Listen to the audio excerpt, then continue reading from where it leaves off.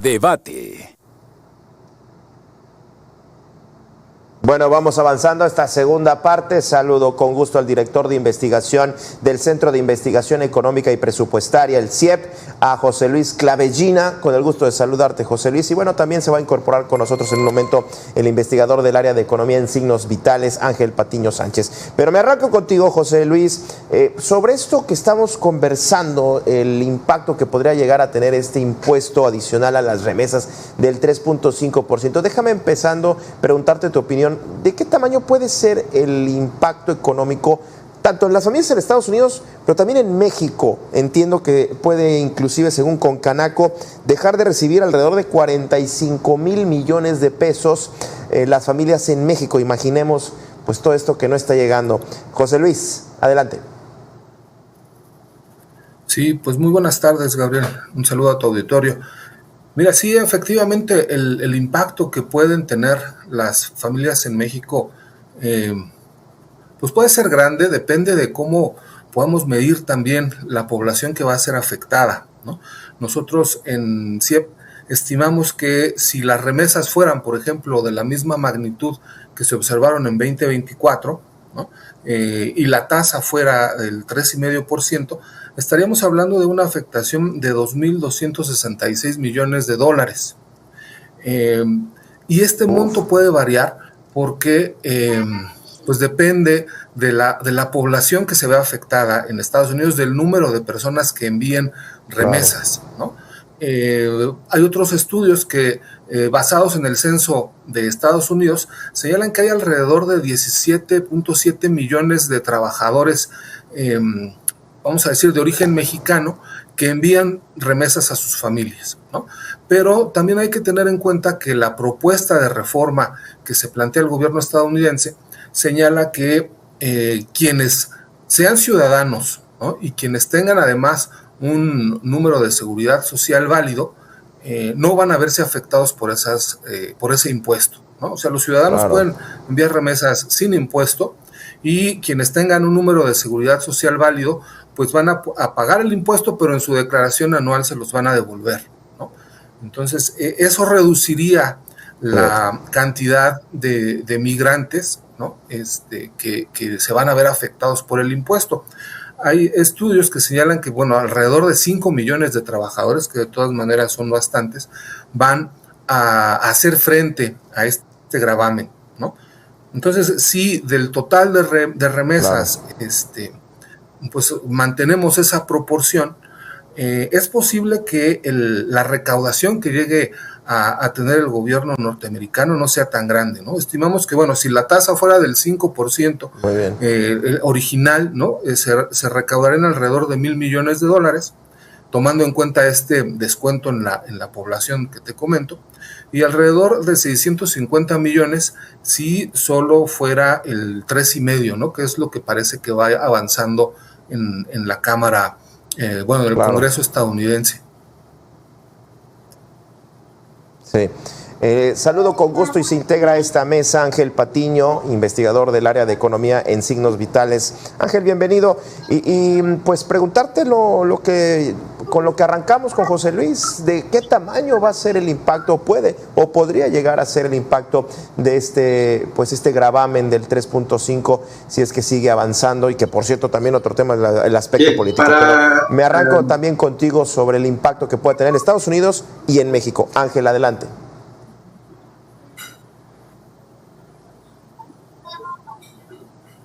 ¿Qué tal? Es un gusto estar con ustedes. Pues mira, lo que está sucediendo es que al aplicar el gravamen hay que entender que el impacto se va a dividir en dos partes. Una, que es la que se refiere a la elasticidad, a qué tan sensible es la variación en los precios sobre el envío de remesas, y la otra, que es la parte recaudatoria. Por una parte, estudios recientes muestran que por cada punto porcentual que se incremente el costo del envío de remesas, hay una disminución de 1.6% sobre el envío de las remesas. Ese es, digamos, que el primer impacto. Y el segundo, que es la parte recaudatoria, que estimamos en signos vitales que es mucho menor que la primera. Esto sucede porque, como ha dicho José Luis hace un momento, el número que envían remesas desde Estados Unidos a México en una condición migratoria irregular es de aproximadamente el 50% del total. Eso quiere decir que la base gravable se reduce considerablemente y en vez de grabar los 64, 65 mil millones de dólares que se estuvieran grabando en 2024, por ejemplo, se va a reducir a unos 32, 33 mil millones de dólares. Eso quiere decir que la parte recaudatoria va a ascender aproximadamente a los 1.100 millones de dólares. El impacto más fuerte, entonces, va a ser sobre el envío total de las remesas, pero debido al incremento en el costo del envío, sí, no así por la reducción en el cobro. Sí, realmente la base del impuesto que quiere recaudar, pues es baja a la hora que empezamos a sacar cuentas sobre digamos, los legales, los mexicanos que están en sus condiciones legales y los que están en la ilegalidad. Yo no sé si esto, o sea, en medio de toda esta discusión se ha planteado poder legalizar a los trabajadores. Me parece que a este gobierno no le interesa eso, al contrario, es expulsarlos, detenerlos y expulsarlos. Por el final de cuentas, me parece, no sé si coincidirán al gobierno de los Estados Unidos, no ven a los migrantes trabajadores que están aportando de una manera, digamos, ilegal, una oportunidad de legalizarlos. No sé si se haya planteado hasta el momento en este sentido, José Luis. No, y es una muy buena pregunta, Gabriel, porque yo creo que en el Congreso estadounidense debería estarse discutiendo si este impuesto que se plantea aprobar es discriminatorio o no, si representaría o habría que aprovechar esta oportunidad para, digamos, que sea un paso hacia la legalización de trabajadores, ¿no? Pero también se tendría que estar discutiendo si este impuesto, pues eso no regresivo, si al gobierno de Estados Unidos le va a plantear costos políticos o no. Y además hay que recordar que Estados Unidos está en un proceso también de consolidación fiscal, busca reducir mucho el déficit tan abultado que tiene, y si no hay otros mecanismos más eficaces para elevar sus ingresos, ¿no? Ya como lo comentaban también Ángel hace un rato, pues no es tan grande la cantidad de recursos que se van a recaudar por este gravamen, ¿no? Y la magnitud del problema fiscal que tiene Estados Unidos sí lo es. Entonces creo que otros impuestos como mirar hacia las personas de mayores ingresos, empresas que están teniendo quizás utilidades muy elevadas, pues podría plantear o podría representar mayores ingresos para Estados Unidos. En este mismo sentido, Ángel, podría ser, justo como dice José Luis, la puerta, digamos, de entrada para la legalización, para que puedan tener, no sé, una green card para poder trabajar allá, porque pues ya cuando me imagino que Trump le saque cuentas y diga, oye, esto es todo lo que voy a recaudar, pues yo creo que ahí sí se van a dar una especie de balazo en el pie. Ángel. Sí, pues mira, me adelanto un poco. El día de hoy en Signos Vitales presentamos un reporte precisamente que va relacionado con el tema migratorio, y dentro de este entra este asunto de las remesas, que es una pequeña parte de todo el fenómeno. Pues resulta que, por ejemplo, los mexicanos, al menos entre 2018 y 2023, han entrado a los Estados Unidos en un 59% con algún documento que avale su estancia de manera legal a los Estados Unidos. Por otro lado, las visas a mexicanos se ha venido incrementando, y la tendencia es ascendente, incluso en este año fiscal en el que ya entró el presidente Donald Trump de nueva cuenta, y el incremento es de 18% respecto del año pasado. La variación sigue y mantiene esta tendencia ascendente desde hace varios años. Y aunque en los hechos no se esté elaborando ninguna propuesta al respecto, de alguna forma los mexicanos sí han continuado por la vía institucional, vamos a decirlo. Se ha incrementado el número de visas y visas de trabajo, visas de trabajadores profesionales, bajo el marco del TEMEC, el cual ya está considerado por lo que estimamos, por ejemplo, que existe una probabilidad del 90% de que un trabajador pueda obtener una visa de trabajo en el marco del TEMEC respecto de hace 5 años. Entonces, el incremento ha sido considerable, al menos en el último lustro, incluso teniendo un incremento en el número de mexicanos que han tenido que salir por diversas razones de México en los últimos 5 o 6 años, que es de más de 1 millón de personas. Qué interesante esto que estás planteando. Voy a ir a la pausa y yo insisto, podría ser la puerta de entrada para todo esto, teniendo en cuenta, y aquí pongo, quizás no tiene que ver la visa de trabajo con la visa de estudiantes, ya digamos daba un viso de lo que podría ser la política de los Estados Unidos al anunciar la cancelación de las visas para los estudiantes. Me parece que por ahí va la ruta, pero denme oportunidad para seguir discutiendo sobre este tema. José Luis, Ángel, voy a la pausa y regresamos. Sí. Bueno, ya estamos de vuelta y en esta segunda parte, precisamente justo escuchaba sobre Elon Musk en la pausa. Elon Musk, quien asumió un cargo, tuvo el cargo de gestión del Departamento de Eficiencia Gubernamental, el DOC, como se le llamaba, pues ya renunció o presentará su renuncia, y ante esta salida dio su opinión sobre el proyecto fiscal de Trump, mencionando que pues está decepcionado porque aumentará el déficit presupuestario. Hay que recordar a nuestra audiencia y también pues a ambos que esta iniciativa de gravar las remesas pues forma parte de una ley, una propuesta mucho más grande, esta de la ley más bella y mejor, así es como se le llama o como le llama Trump. Y en este sentido no sé si ya hay, digamos, dentro del gobierno de los Estados Unidos quien ya está pues levantando las cejas e inclusive pensando en que esto no es tan buena idea, ya con simplemente en la aprobación en lo que se llama como comisiones, pues no tuvo todo el respaldo. No sé si por ahí puede haber ya una batalla legal, hablando en específico del tema de los aranceles, del gravamen a las remesas. Desde tu perspectiva, ¿hay salidas legales, hay batallas legales que se puedan dar, José Luis? Bueno, hemos visto últimamente cómo la Corte en Estados Unidos ha dado algunos reveses a las medidas que ha implementado Trump. Los aranceles, hoy por ejemplo se discutía si algunos eran legales o no. Al parecer, los van a implementar mientras se discute la legalidad de estos impuestos. Y algo de lo que mencionabas sobre la reforma fiscal y cómo se enmarcan pues los aranceles, los impuestos a las remesas dentro de todo este paquete que envió al Congreso, pues hay análisis que ya indican que los ingresos fiscales de Estados Unidos con la aprobación de estas medidas se van a reducir en 4.1 billones de dólares en los próximos 10 años, billones de los nuestros, trillones en inglés, ¿no?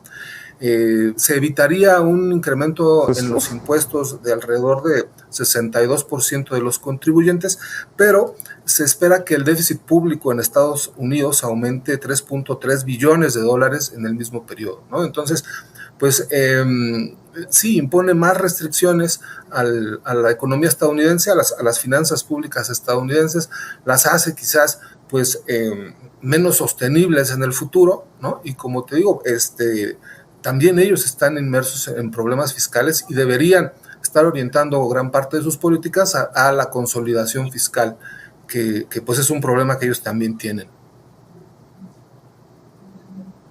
Bien, ahora un vistazo, Ángel, a este paquete fiscal que, bueno, según Musk está decepcionado por lo que presentó. Pues Estados Unidos está pasando por un momento, crítico, y además si le sumamos toda la opinión, polarizada entre demócratas y republicanos que se está dando, pues es un jaloneo, muy típico, que estamos ya acostumbrados a que se dé algo así en México, pero bueno, Estados Unidos pasando, por un momento de mucha turbulencia política en términos económicos, y me parece que en Estados Unidos la economía o el tema de la economía es central entre los estadounidenses, Ángel. Sí, en efecto, como ya se está comentando, se espera incluso que el déficit siga creciendo. En cuanto al tema del impuesto sobre las remesas, pues también como ya hemos comentado, no incrementará sustancialmente los ingresos de Estados Unidos en la medida de sus necesidades, de tal forma que se puede observar que es más bien un impuesto de control más que recaudatorio. La situación económica en Estados Unidos precisamente no es la mejor y de hecho las perspectivas económicas no son las mejores en este momento. La pérdida de calificación como el bono mucho más seguro en el mundo, pues precisamente se ha debilitado a razón de este paquete fiscal y Estados Unidos no está pasando por el mejor momento. Bien, ahora en México, ¿qué opinión?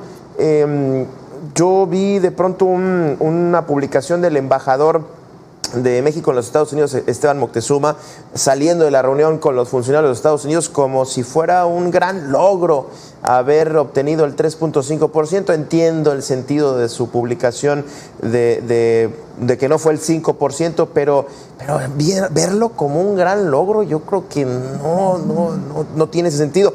¿Es suficiente lo que está haciendo el gobierno en relación a tratar de explicar al gobierno de los Estados Unidos, al Senado sobre todo, a los legisladores? ¿Es lo suficiente lo que está haciendo este gobierno, José Luis? Bueno, yo creo que los legisladores mexicanos están haciendo su trabajo, están haciendo lo que pueden, pero al final la decisión va a ser de los legisladores estadounidenses, que van a responder a sus electores, ¿no?, sobre sus acciones.